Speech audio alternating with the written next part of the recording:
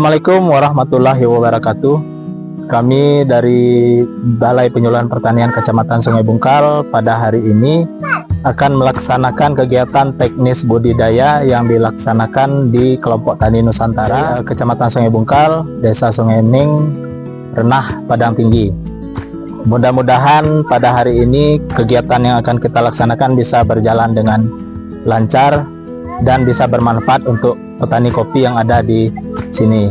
Mudah-mudahan dengan adanya sosialisasi atau penyuluhan dari Pak Suwardi, petani diharapkan bisa menanam kopi sesuai dengan petunjuk dan teknisnya.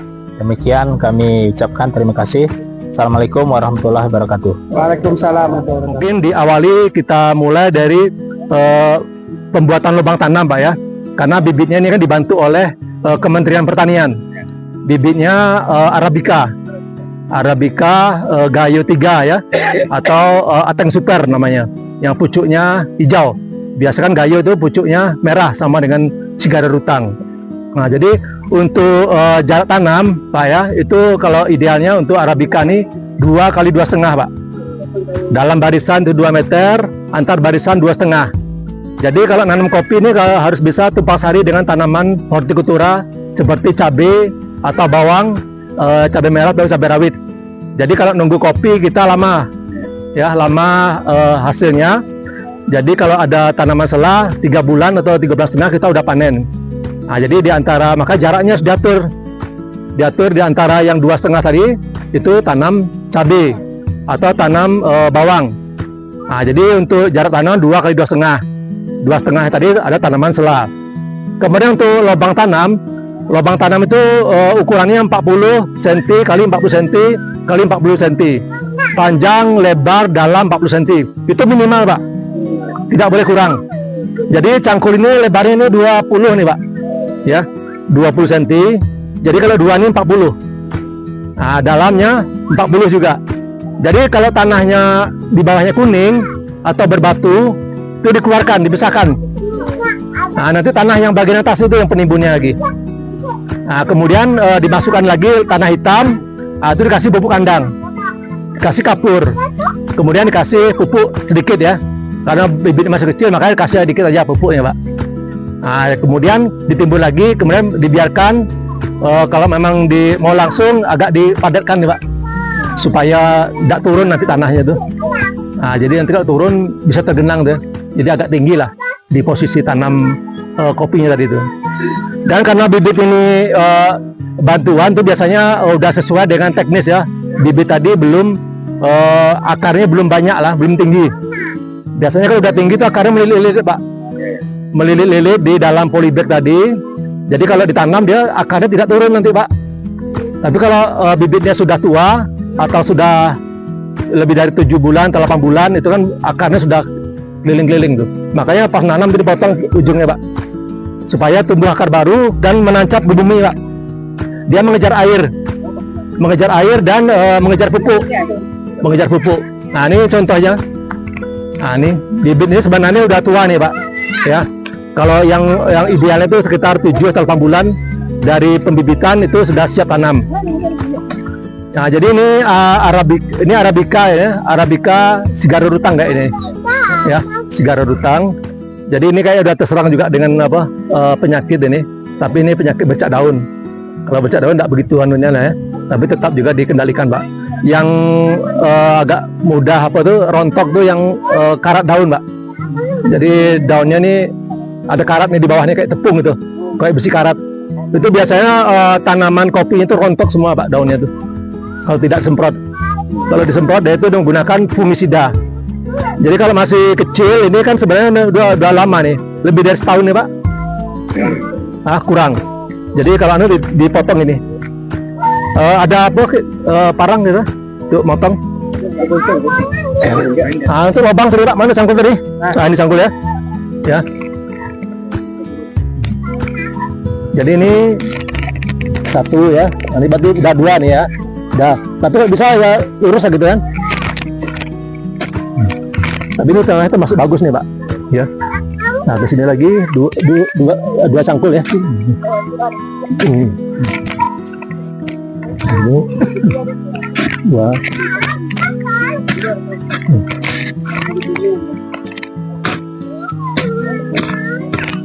Baru dalamnya 40 juga. Ya. Tuh. Ini ada alang-alang nih tumbuh lagi. Makanya kalau alang nih buang aja. Jangan sampai ketemu lagi, tumbuh lagi nanti.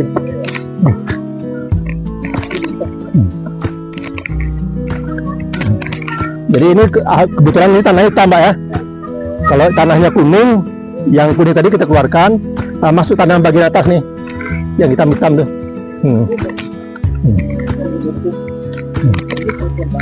Ya, di atas.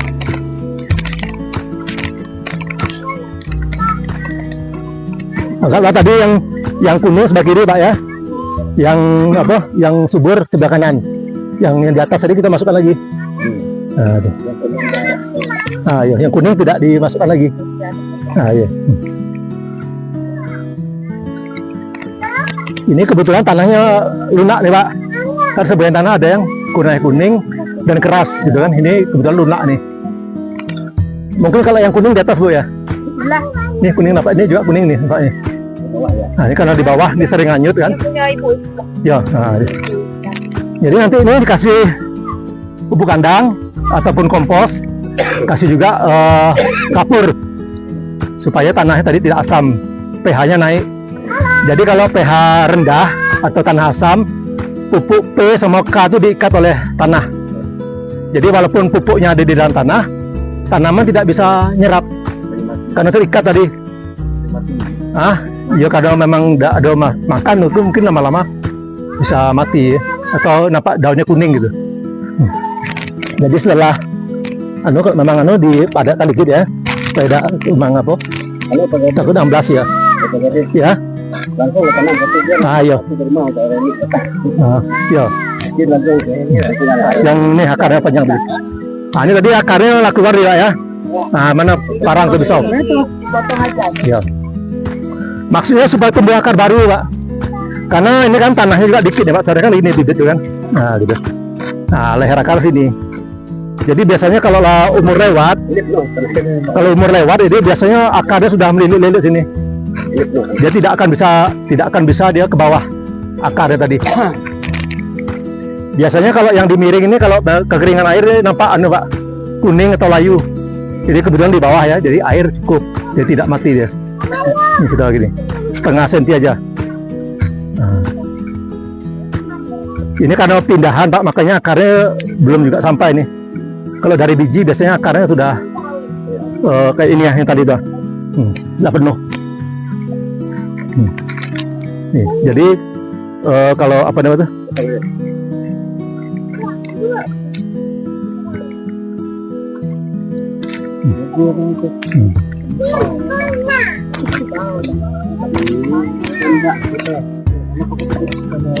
Di tengah-tengah ya, Pak ya, tengah-tengahnya. Nah, diletakkan. Tapi ini karena pendek nih, Pak ya, jadi bisa ditutup lagi lah gitu. Nah, supaya leher akarnya itu di atas. Jadi leher akarnya di atas. Ini tinggal gini aja. Jadi leher akar yang sampai tutup dia gini ya. Nah, gitu.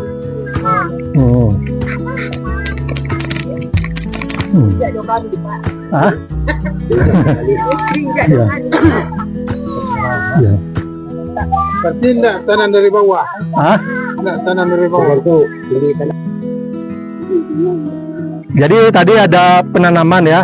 Untuk tahap kedua, selanjutnya adalah pemupukan, kemudian ada penyiangan, ada lagi pemangkasan kopi gitu kan. Nah, jadi kita akan memasuki yang pemupukan. Pemupukan ini dalam setahun tuh 2 kali, Pak. Awal musim hujan dan akhir musim hujan. Kenapa patokannya musim hujan? Karena pupuk ini larut ada air. Jadi kalau pemupuk musim kemarau, itu pupuk tidak bisa diserap oleh tanaman. Walaupun pupuknya ada di situ, tapi tidak bisa diserap oleh tanaman. Jadi kalau pupuk ini dosisnya itu tergantung umur tanaman, Pak. Umur setahun beda, umur 2 tahun, 3 tahun, 4 tahun, 5 tahun, 10 tahun itu beda-beda dosisnya. Dan saya tidak hafal tuh ya, ada nanti daftarnya ada tuh, Pak. Umur setahun sekian. Nah, jadi kalau di sini kayak untuk urea itu mungkin sedikit, Pak, karena di sini daerahnya kan daerah hujan gitu kan. hujan itu kan mengandung urea tuh, N-nya tinggi. Secara ekstrem ya. Nah, hujan lah ada, jadi NPK itu sebenarnya cukup. NPK itu NPK subsidi aja Pak, udah SO standar lah tuh ya, untuk standar nasional ya. Tapi kan memang lebih bagus lagi pupuk mutiara, karena pun harganya bagus juga, sekilonya 20.000. Kalau yang Ponska ini sekilonya berapa? Harga 100 berapa sih man? 2.000. Nah, 2.000 dan 20.000 berapa selisihnya Pak? Nah, banyak pengeluaran, sementara dengan Ponska aja sudah cukup gitu kan. Nah, jadi untuk pembentukan bunga dan pembesaran itu P sama K. Kalau N sendiri sebenarnya dari udara itu sudah ada, air hujan sudah cukup. P sama K itu pembentukan bunga sama pembesaran buah. Nah, tuh P sama K. P sama K kalau tanahnya asam, P sama K diikat tadi Pak, diikat oleh tanah. Maka itu perlu pengapuran tadi supaya P sama K lepas. Nah, lepas disap oleh tanaman untuk membentuk bunga dan pembesaran buah. Nah, tuh. Jadi untuk pemupukan ini bisa ditabur juga Pak ya, dan bisa melingkar. Ini sifat pupuk ini higroskopis namanya Pak ya. Higroskopis ini apabila ada uap air dia mencair. Misalnya malam gitu kan, nah, ini kayak itu udah mencair nih. Ini kena air atau gimana nih Bu? Dalam karung? Nah, itu kena ditutup mungkin Bu? Iya. Nah, makanya malam itu kan lembab, dia menyerap uap air. Kemudian uap air ini mencair ya, kena matahari dia hilang, menguap. Jadi pupuk NPK tadi tidak ada gunanya Pak, sudah terbang lagi. Nah, makanya pupuk ini harus ditimbun lagi, sudah dibikin lubang gitu kan, melingkar. Mengapa di ujung daun? Karena ujung akar tuh di ujung daun Pak. Nanti jalan lagi waktu dia di ujung itu juga. Nah, jadi kita praktek yang mana nih Pak? Kalau miring itu bagian atas saja Bu, setengah lingkaran, setengah lingkaran. Nah, kalau ini kan datar nih Bu ya. Nah, itu. Sebenarnya harus di apa Bu? Di apa namanya tuh? Ya ditimbun lagi nanti.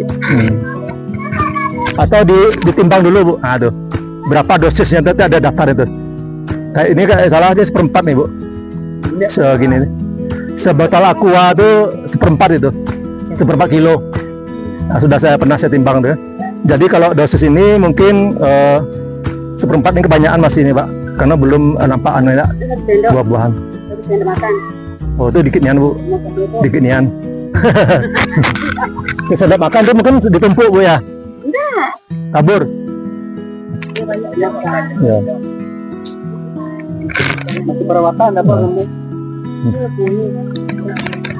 Ini sebenarnya ini keliling juga nih Pak ya. Ini kan ada bawang tadi. Nih. Bawang sama sebagai contoh. Ya. Ujung daun ya. Nah, ujung daun. Akar ujung daun. Nah, berarti ini sekitar ada nih 1 on nih. Ini separuh nih. Ini tadi 1/4 nih Bu. 1 gelas aqua tadi. Assalamualaikum warahmatullahi wabarakatuh. Salam. Perkenalkan, nama saya Ulul Azmi, Ketua Kelompok Nusantara Desa Sungai Ning, Kecamatan Sungai Bungkal, Kota Sungai Penuh, Provinsi Jambi.